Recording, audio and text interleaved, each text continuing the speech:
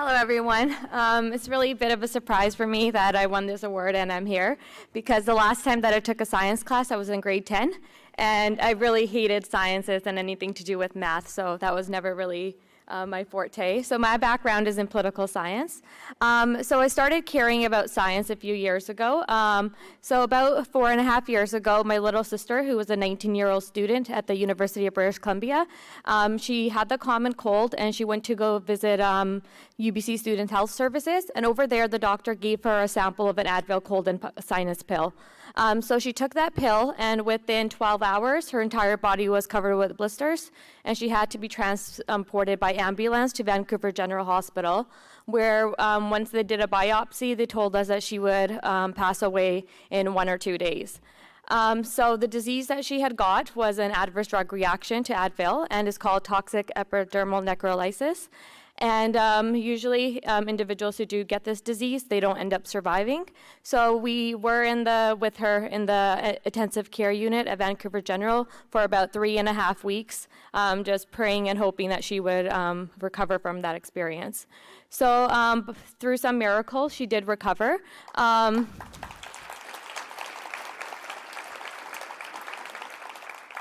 Though what the disease did was it did destroy her tear ducts, so individuals have about 8 tear ducts under each eyelid, and she only has 2 left. So for the rest of her life, she will have to put drops in her eyes every hour or so, and she has to go visit an eye care specialist every 3 weeks. So this was something that I never really thought about, adverse drug reactions. And then it was something that I put off to the side while I went off to grad school.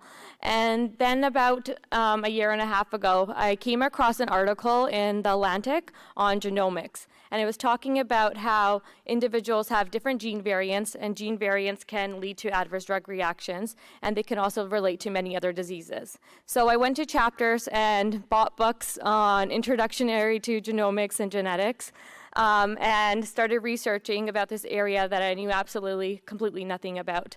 And when I did a literature review, I found that there were individuals and there were hospitals in Thailand, Singapore, and Taiwan that had actually conducted studies where they saw that individuals who had my sister's disease, it was caused by a genetic variant. So it really was a genetic variant that had led to my sister's almost death. So taking my research, I brought it over to UBC Pharmaceutical Sciences and Life Sciences, just made a cold call to them one day and said, hey, do you want to meet with me? And just speaking with individuals there, they said it is possible to develop a test. So there is a test in place that can be easily developed in Canada because we are home to Canada's Michael Smith Genome Sequencing Center. So that means that we can actually start to prevent adverse drug reactions. So in my proposal, what I had proposed was that when children are born in our hospitals, from the very first day that they're born, they should be tested so we can know what their gene variants are. And now we have a complete list of the gene variants and when they combine with certain drugs, so that combination leads to an adverse drug reaction. So through that, we can prevent up to 22,000 deaths in Canada a year. That is how many Canadians die every year from adverse drug reactions.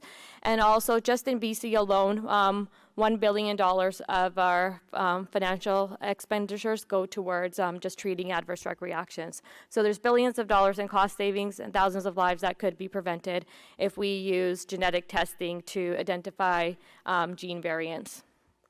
And that's my proposal.